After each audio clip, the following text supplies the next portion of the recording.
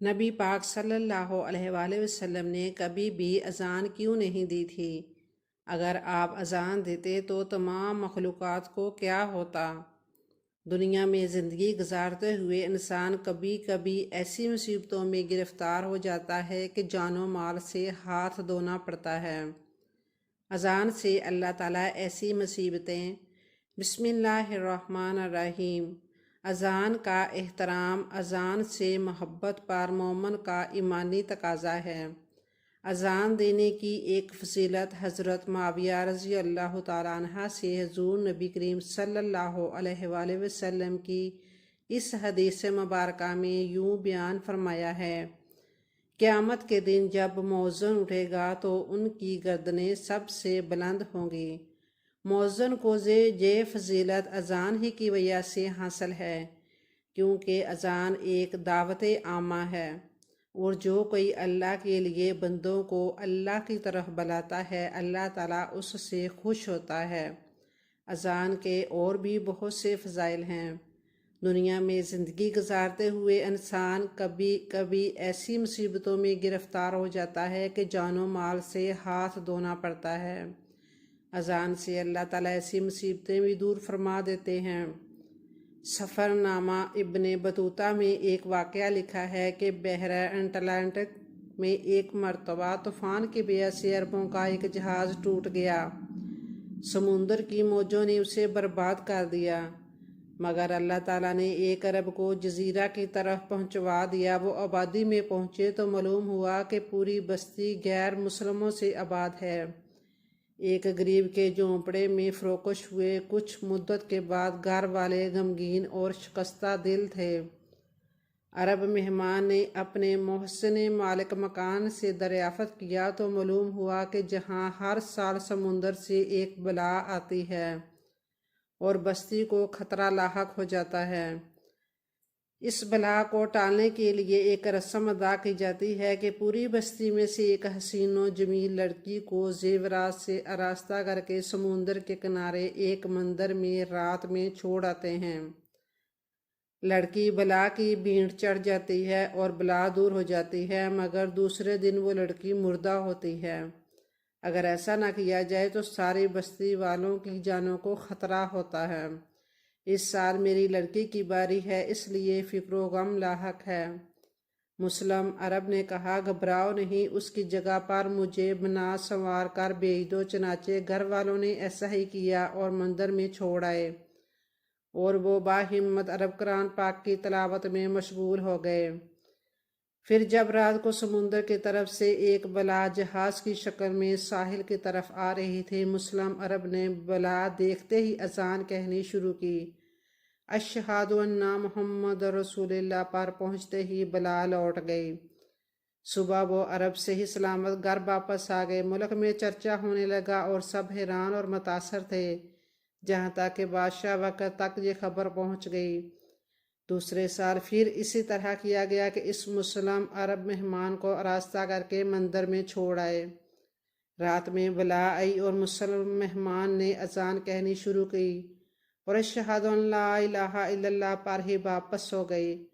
لوگوں کا تاثر بڑھ گیا۔ بادشاہ نے ابھی بھی احتیاط سے کام لیا۔ تیسرے سال پھر اسی طرح کیا گیا۔ بلا آنے پر مسلم عرب نے جیسے اذان شروع کی اور اللہ اکبر کہا تو بلا ہمیشہ کے لیے غائب ہو گئی۔ چنانچہ بادشاہ اپنے وزیر سمیت اسلام سے مشرف ہوا، اور اس کی وجہ سے ساری رعایا بھی حلقہ بگوش اسلام ہو گئی۔ حضور نبی اکرم صلی اللہ علیہ وآلہ وسلم نے اذان کیوں نہیں دی؟ اس کے پیچھے کیا وجہ ہو سکتی ہے؟ ابو ہریرہ رضی اللہ تعالیٰ عنہ کہتے ہیں کہ میں نے رسول اللہ صلی اللہ علیہ وسلم کو فرماتے ہوئے سنا، مؤذن کی آواز جہاں تک پہنچتی ہے اس کی مغفرت کر دی جاتی ہے، اور ہر خشک و تر اس کے لیے مغفرت طلب کرتا ہے، اور اذان سن کر نماز میں حاضر ہونے والے کے لیے 25 نیکیاں لکھی جاتی ہیں، اور 2 نمازوں کے درمیان کے گناہ بخش دیے جاتے ہیں۔ اس روایت میں ذکر ہے کہ ہر خشک و تر چیز کو گواہی دے گی، گویا اس میں جن و انس، حیوانات و نباتات، جمادات سبھی شامل ہیں۔ اتنی بڑی فضیلت کی بات ہے کہ ہر چیز مؤذن کے لیے مغفرت طلب کرے اور مؤذن کے لیے قیامت کے دن کی گواہی بن جائے۔ اس لیے چاہیے کہ ہر مسلمان زندگی میں اذان دینے کی کوشش کرے تاکہ اس فضیلت کا مستحق ٹھہرے۔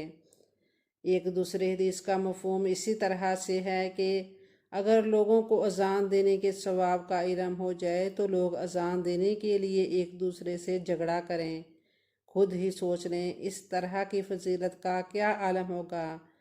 اس پر فرمایا کہ لوگ جھگڑا کرنے سے بھی گریز نہیں کریں گے۔ ایک روایت میں حضرت میمونہ رضی اللہ تعالیٰ عنہ کہتی ہیں کہ ایک دن نبی کریم صلی اللہ علیہ وسلم مردوں عورتوں کے صفوں کے درمیان کھڑے ہو گئے اور کہا، اے عورتوں کی جماعت، جب تم اس حبشی کی اذان اور اقامت سنو تو تم بھی اس کی طرح کہنا، کیونکہ ہر لفظ کے بدلے ہزار ہزار درجے بلند کیے جائیں گے۔ تو حضرت عمر رضی اللہ تعالیٰ عنہ نے کہا کہ یہ تو عورتوں کے لیے ہے، مردوں کے لیے کیا اجر ہے؟ نبی کریم صلی اللہ علیہ وسلم نے فرمایا، دگنا اجر ہے اے عمر۔ پھر آپ صلی اللہ علیہ وسلم عورتوں کی طرف متوجہ ہوئے اور فرمایا، اگر کوئی عورت اپنے شوہر کی اطاعت کرتی، اس کا حق ادا کرتی ہے، اس کی اچھائی بیان کرتی ہے اور اپنے نفس اور اس کے مال میں خیانت نہیں کرتی، تو جنت میں اس کی اور شہداء کے درمیان صرف ایک درجے کا فرق ہوگا۔ اگر اس کا شوہر مومن اچھا اخلاق والا ہوگا تو وہ جنت میں بھی اس کا شوہر ہوگا، ورنہ اللہ تعالیٰ اس کا نکاح شہداء میں سے کسی سے کرا دے گا۔ سبحان اللہ، اتنی بڑی فضیلت ہے اذان سننے اور اس کا جواب دینے کی۔